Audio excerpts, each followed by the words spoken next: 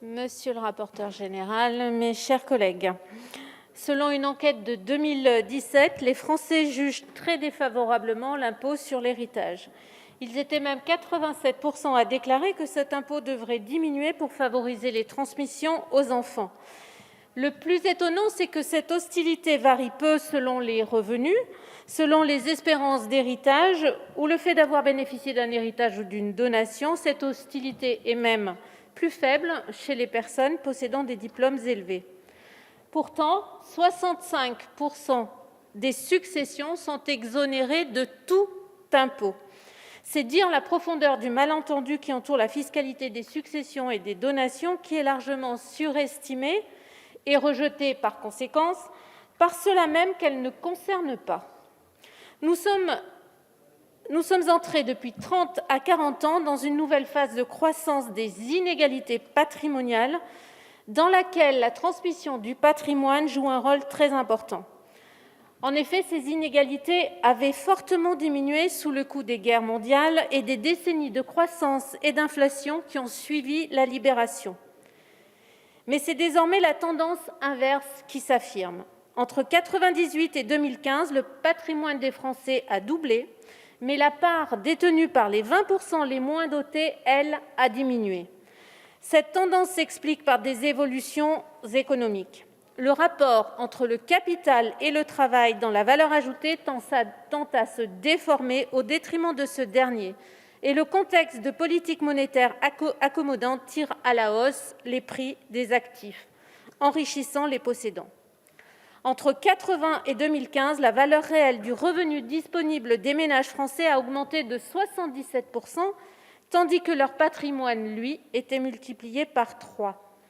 Si rien n'est fait, le prolongement de ces tendances lourdes nous ferait revenir à une société d'héritiers comparable à celle de la Belle Époque, lorsque le centième le plus riche de la population possédait 60 % de la richesse nationale. En outre, le vieillissement de la population contribue à accentuer ces inégalités en concentrant le patrimoine parmi les classes d'âge les plus avancées dans la vie. Du seul fait de l'évolution de la structure de la population et de l'augmentation du taux de mortalité, la part des transmissions annuelles dans le revenu disponible des ménages devrait passer de 19 % aujourd'hui à 25 % en 2050. Or, notre système fiscal apparaît largement inadapté au défi économique, social et démocratique que représente ce retour en force de l'héritage. Tout d'abord, c'est un système complexe et daté, dont les principes ont été fixés par une loi de 1901 qui a instauré une imposition progressive des successions selon plusieurs barèmes, s'appliquant selon le degré de proximité familiale entre le donneur ou le défunt et le bénéficiaire.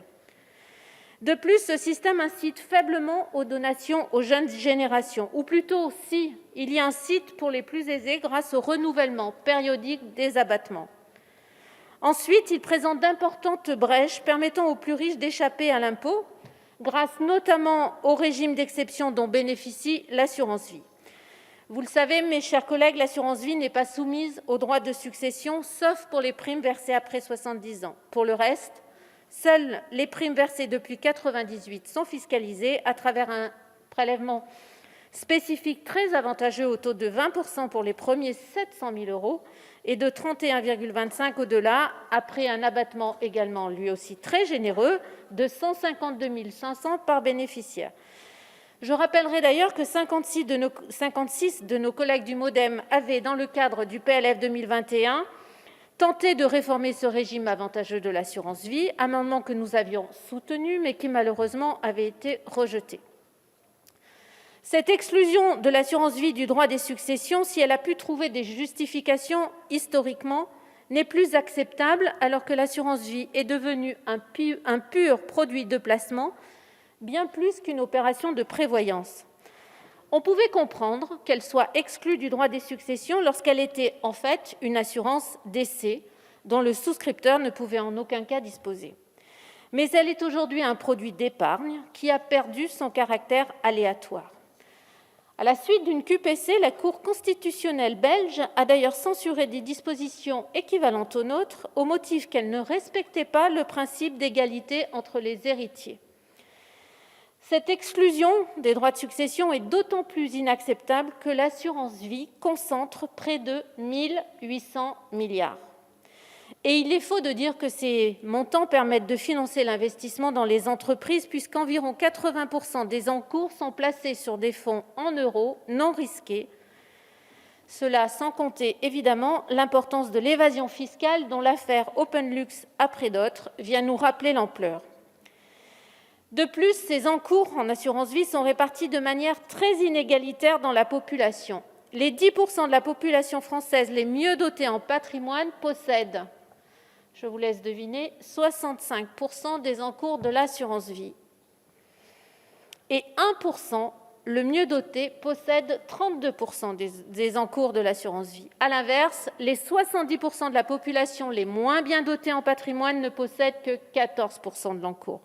L'assurance vie est bien un produit d'optimisation massive au bénéfice des plus riches. Enfin, notre fiscalité des transmissions est inéquitable en ce qu'elle favorise à l'excès les transferts au sein de la seule famille nucléaire. Le tarif entre parents jusqu'au 4e degré est de 55% après un abattement très réduit. Et celui au-delà du 4e degré et entre personnes non parentes de 60%. De tels taux d'imposition ne sont pas justifiés pour des montants qui peuvent être modestes, voire très modestes, et ne sont plus adaptés aux nouvelles formes de famille d'aujourd'hui et à l'individualisme croissant qui traverse nos sociétés.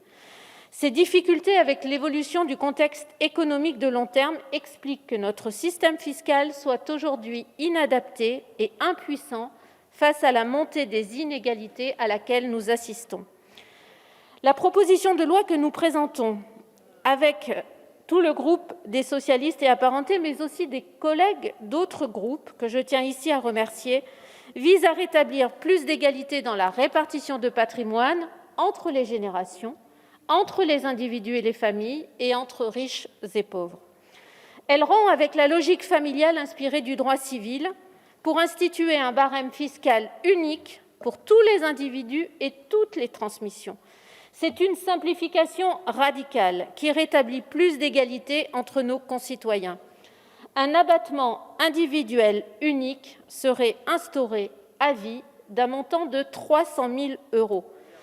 Ce montant serait celui que chacun pourrait recevoir au cours de sa vie en franchise de tout droit d'imposition. Au-delà de ces 300 000 €, le même barème s'appliquerait pour tous, quels que soient les liens familiaux ou même en l'absence de lien familial, avec l'application de 3 tranches, 30% jusqu'à 800 000 €, 45% jusqu'à 1,6 million et 60% au-delà. Ce texte renouvelle donc l'ambition des droits de succession et de donation en changeant leur logique et leur barème. Mais il le fait aussi en élargissant notablement son assiette, en y soumettant enfin l'assurance vie. Au total, cette proposition alourdit la fiscalité sur la transmission des très gros patrimoines, tout en l'allégeant pour l'immense majorité des Français, corrigeant ainsi les déséquilibres accumulés au cours des 40 dernières années et œuvrant à leur disparition. Ce sujet de la fiscalité de l'héritage est trop rarement abordé dans nos murs et pourtant son urgence ne cesse de grandir depuis 40 ans. Depuis 40 ans, le retour en force de l'héritage, d'abord insidieux mais de plus en plus visible, fait mentir chaque jour un peu plus la promesse d'égalité républicaine. Nous savons pourtant, chers collègues de la majorité, que cette question ne vous laisse pas indifférents. Un bref élan avait saisi certains d'entre vous il y a 2 ans sur le thème des droits de succession. Nous étions alors en septembre 2018 et Christophe Castaner, alors patron du parti En Marche, appelait de ses vœux une réflexion sans tabou sur la fiscalité des successions afin de lutter contre la progression des inégalités de naissance. Tandis que Stanislas Guerini se disait lui aussi favorable à une réforme de la fiscalité des successions, car le patrimoine, selon ses dires, creuse les inégalités. Et il a bien raison. Un élan vite retombé mais légitime, puisqu'il puisait son ressort à la naissance même de votre mouvement. Le ministre et candidat Emmanuel Macron martelait vouloir privilégier le risque face à la rente. C'est bien cette logique qui a conduit à la réforme de l'ISF afin de le transformer, je cite, en impôt sur la rente immobilière. La préférence pour le mérite et l'égalité des chances contre la rente et contre les intérêts installés s'était d'ailleurs affichée dès 2015 dans l'intitulé de la fameuse loi pour la croissance, l'activité et l'égalité des chances. Or, mes chers collègues, quelle meilleure manière de rétablir cette belle égalité qu'en diminuant l'inégalité entre toutes, celle liée à la richesse que l'on tient de sa naissance. C'est bien ce type de privilège que les représentants de la Nation ont voulu supprimer la nuit du 4 août, afin que plus jamais on ne puisse être riche de tout en s'étant contenté de naître et rien de plus. Cette proposition de loi constitue une occasion de refonder le pacte républicain sur des bases modernes, afin de garantir une réelle égalité des chances. C'est un texte d'avenir, de solidarité et de progrès au service des jeunes générations et de celles à venir, qui s'inscrit pleinement, mais vraiment pleinement, dans le courrier adressé au Premier ministre il y a quelques jours par certains membres de la majorité, dont Pierre Persson, Hugues Rançon ou Coralie Dubost, pour ne citer qu'eux. Je souhaite qu'ils puissent recueillir aujourd'hui ce texte la plus large approbation. Je vous remercie.